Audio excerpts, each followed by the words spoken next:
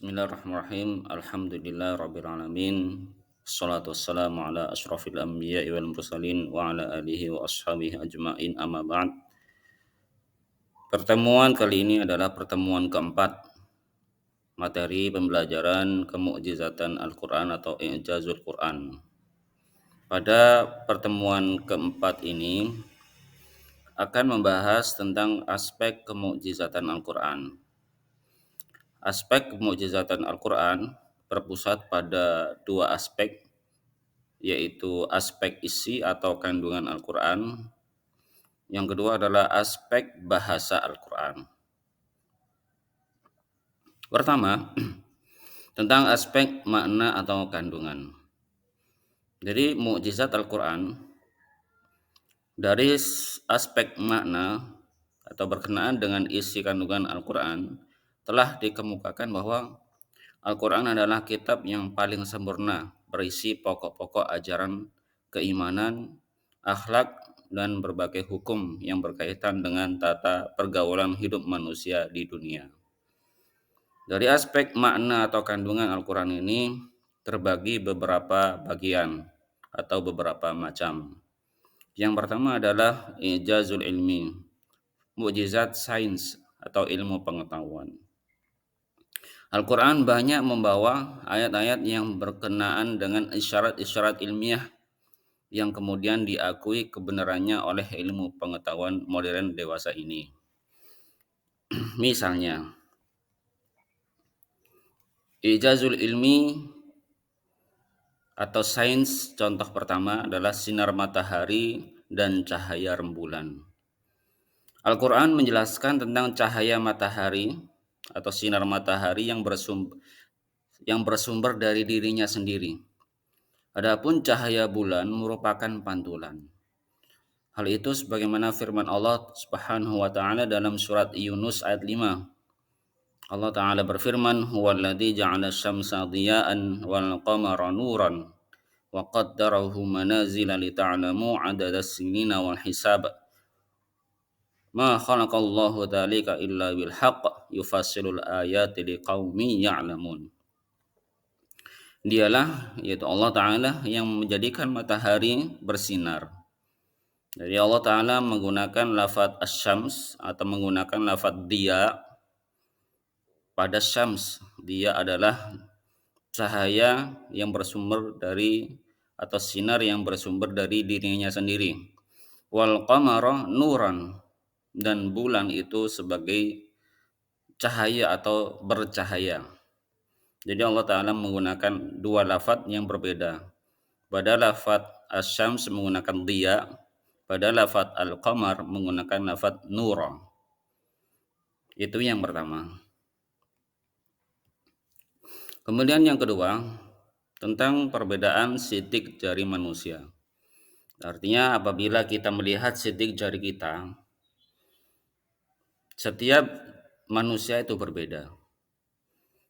Makanya ketika terjadi tindak pidana, pihak kepolisian akan mendeteksi sidik jari pelaku. Karena setiap sidik jari manusia itu berbeda satu dengan yang lainnya. Sebagaimana firman Allah Ta'ala di dalam surat Al-Qiyamah ayat 4. Allah Ta'ala berfirman, "Bala qadirina ala an nusawwiya banana." Bukan demikian, sebenarnya kami, kata Allah Ta'ala, berkuasa untuk menyusun kembali jari jemarinya dengan sempurna. Lafadz banana di sini adalah ujung jari jemari. Jadi dari firman Allah Ta'ala ini bahwasanya Allah Ta'ala mampu ya untuk an-nusawwiyah. Di penafsiran yang lain itu menyamakan sawa ya, menjadikan satu seluruh sidik jari manusia. Akan tetapi Allah Ta'ala menghendaki bahwasanya setiap sidik jari manusia itu berbeda. Kemudian contoh ketiga adalah oksigen. Di dalam firman Allah Ta'ala surat Al-An'am ayat 125, ayat ini menjelaskan bahwasanya kekurangan oksigen pada ketinggian itu dapat menyesakkan nafas. Allah Ta'ala berfirman, "Faman yuridillahu ay yahdiyahu yashrah sadrahu lil Islam wa may yurid ay yudillahu yaj'al sadrahu dayyiqan harajan ka'annama yas'adu fis sama. Kita perhatikan pada lafaz yaj'al sadrahu dayyiqan harajan ka'anna ma yas'adu fis sama. Artinya, barang siapa yang Allah kehendaki akan memberikan kepadanya petunjuk, niscaya dia melapangkan dadanya untuk memeluk agama Islam. Dan barang siapa yang ia kehendaki kesesatan, niscaya Allah menjadikan dadanya sesak lagi sempit, seolah-olah ka'annama, ya, seakan-akan ia sedang mendaki langit, yas'adu fis sama. Jadi setiap kali orang naik ke atas langit, ya, lebih tinggi, maka dia akan kesulitan bernafas, ya, karena kekurangan oksigen. Oke, jadi seperti itu, ya, contoh-contoh fakta-fakta ilmiah yang tidak bertentangan dengan firman-firman Allah Subhanahu wa taala. Namun perlu kami sampaikan di sini bahwasanya kitab Al-Qur'an bukan kitab ilmiah, ya. Kitab Al-Qur'an adalah kitab hidayah, terhadap petunjuk bagi manusia. Kemudian aspek bahasa atau aspek makna, ya, di dalam Al-Qur'an, mukjizatan makna di dalam Al-Qur'an adalah ijaz ghaibi, mukjizat ghaib, sesuatu yang akan datang, ya. Di dalam Al-Qur'an banyak informasi-informasi gaib tentang peristiwa yang telah terjadi di masa lampau dan yang akan terjadi di kemudian hari. Contohnya begini. Sebagaimana firman Allah Subhanahu wa taala di dalam Quran surat Yunus ayat 92. Ayat ini menceritakan tentang berita tenggelamnya Fir'aun, dan jasad Fir'aun itu masih utuh, ya, setelah tenggelam dan terhanyut di lautan. Allah Ta'ala berfirman, "Fal yauma nunajjika bi badanika litakuna liman khalafaka ayah wa inna katsiran minan nasi an ayatina laqafilun." Maka pada hari ini kami selamatkan badanmu, ya, supaya kamu dapat menjadi pelajaran bagi orang-orang yang datang sesudahmu, dan sungguh kebanyakan dari manusia lengah dari tanda-tanda kekuasaan kami. Jadi yang diselamatkan Allah ialah tubuh jasadnya. Jadi menurut sejarah setelah Fir'aun tenggelam, ya, setelah mengejar Nabi Musa beserta pengikut-pengikutnya, Nabi Musa alaihissalam beserta pengikutnya sampai ke daratan, akan tetapi Fir'aun beserta bala tentaranya masih di tengah lautan. Ketika itu, ya, lautan terbelah. Setelah sampai di tengah-tengah lautan, akhirnya ombak pun menjadi seperti semula, menyatu kembali dan menenggelamkan Fir'aun beserta tentaranya. Ya.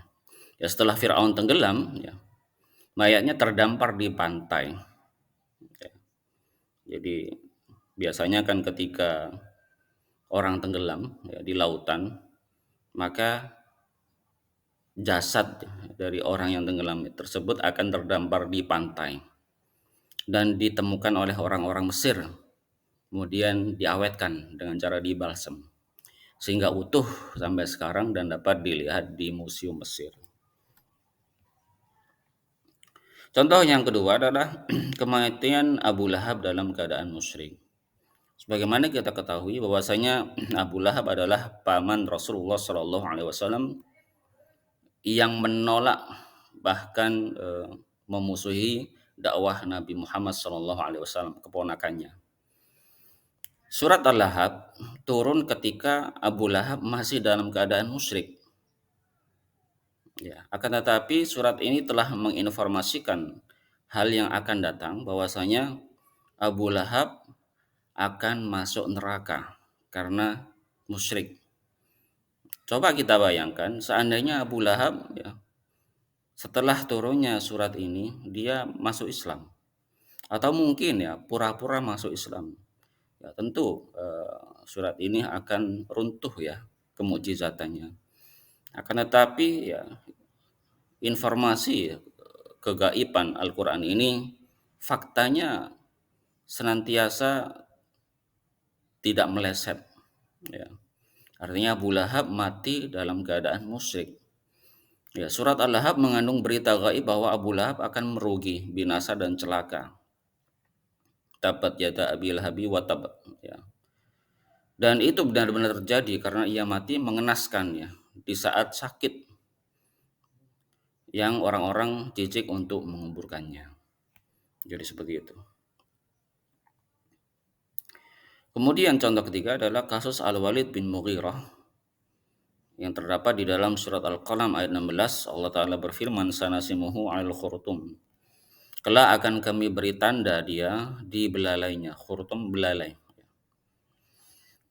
Ayat di atas menginformasikan bahwasanya Al-Walid ya seorang musyrik yang punya perilaku buruk, dan ketika terjadi peperangan Badar ia mengalami luka pada hidungnya sehingga berbekas sampai akhir hayatnya. Belalai pada ayat di atas maksudnya adalah hidung ya. Kata tersebut dipakai sebagai tanda penghinaan. Ya, sanasimu alal khurtum. Semua informasi yang terkandung di dalam Al-Quran ya tidaklah mungkin bisa dilakukan oleh Nabi Muhammad SAW yang ummi dan hidup di tengah-tengah bangsa Arab jahiliyah. Ini menjadi bukti bahwasanya Al-Quran benar-benar berasal dari Allah Subhanahu wa Ta'ala. Dari itu aspek ya, dari segi makna ya, mukjizat ya, ilmiah, kemudian mukjizat gaib, kemudian banyak sebenarnya kalau kita rinci ada mukjizat syariat. Dan berikutnya adalah aspek bahasa kandungan Al-Quran. Dan Allah Ta'ala Subhanahu wa Ta'ala menurunkan Al-Quran dengan berbahasa Arab ya. Inna anzalnahu Qur'anan Arabiyyan. Sesungguhnya kami menurunkan Al-Quran dengan berbahasa Arab. Dari segi bahasa, Al-Quran mencapai tingkat tertinggi dari segi keindahan bahasanya, sehingga membuat kagum bukan saja bagi orang-orang mukmin, tapi juga orang-orang kafir. Bahkan orang-orang kafir pun mengakui ya ketinggian sastra Al-Quran. Dalam beberapa riwayat mengatakan bahwasanya tokoh-tokoh kaum musyrik seringkali secara sembunyi-sembunyi mendengarkan ayat-ayat Al-Quran yang dibaca kaum muslimin. Ketelitian dan keindahan susunan redaksi Al-Quran tidak bisa disamai oleh apapun dalam susunannya. Hal ini telah dibuktikan oleh tokoh-tokoh sastra seperti Walid bin Mughirah, Utbah bin Rabi'ah, Ibnu Muqaffa, dan sastrawan lain yang terkenal. Kemudian, apakah ada ya tantangan mukjizat pada zaman Rasulullah SAW? Ada. Tetapi mukjizat ataupun tantangan tersebut akhirnya sifatnya lucu ya. Jadi sejarah menunjukkan bahwasanya jawaban-jawaban terhadap tantangan-tantangan itu pernah dibuktikan oleh pemimpin Quraisy ya dengan mengutus Abu Al-Walid atau Utbah bin Rabi'ah sebagai sastrawan ulung yang tiada tandingnya. Setelah Abu Al-Walid berhadapan dengan Nabi dan ketika itu beliau membaca surat Fussilat, Al-Walid tercengang mendengar kehalusan dan keindahan gaya bahasa Al-Quran. Konon Musailimah Al-Kadzab mengaku mendapat wahyu. Lalu dia menyampaikan wahyu-wahyu tersebut untuk menandingi Al-Quran. Ya. Di antaranya ini ya, salah satu tandingannya. Al-fil malfil wa ma adraka malfil khurtumun tawil wa dambun asil wa ma dzaka min khalqin rabbina biqalil. Nah, ini. Gajah, apakah gajah itu? Tahukah engkau apakah gajah ya, dia mempunyai belalai yang panjang dan ekor yang mantap. Itu bukanlah bagian dari ciptaan Tuhan kita yang kecil. Ya, ini perkataan manusia ya. Ya. Namun apa yang disampaikan Musailamah ya baik dari makna dan pesan yang dikandungnya serta pemilihan kata yang digunakan sangat jauh untuk bisa menandingi Al-Qur'an. Misalnya penggunaan kata wa ma adraka ya. Biasanya lafadz wa ma adraka ini tahukah engkau dipakai Al-Qur'an untuk menyatakan hal-hal yang sulit dijangkau hakikatnya. Contohnya surga, neraka, bintang tertentu yang gemerlapnya menembus cakrawala. Contohnya adalah kiamat ya. Al-qari'ah mal qari'ah wa ma adraka mal qari'ah. Jadi seperti itu, kiamat ya. Jadi sesuatu yang digunakan ya atau dipakai Al-Qur'an untuk menyatakan hal-hal yang sulit dijangkau. Kemudian inna anzalnahu fi lailatul qadar wa ma adraka ma lailatul qadar ya. Lailatul qadar. Kemudian At-Tariq was-sama'i wat-tariq wa ma adraka mat-tariq. Tahukah engkau apa itu At-Tariq ya, bintang. Bukannya untuk mengungkapkan semacam gajah ya. Gajah sudah tahu semuanya. Belalai dan ekornya seperti yang diungkapkan oleh Musailamah al-Kadzdzab.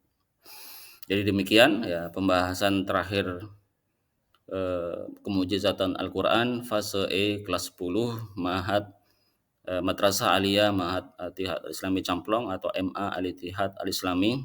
Semoga bermanfaat. Sekian, wassalamualaikum warahmatullahi wabarakatuh.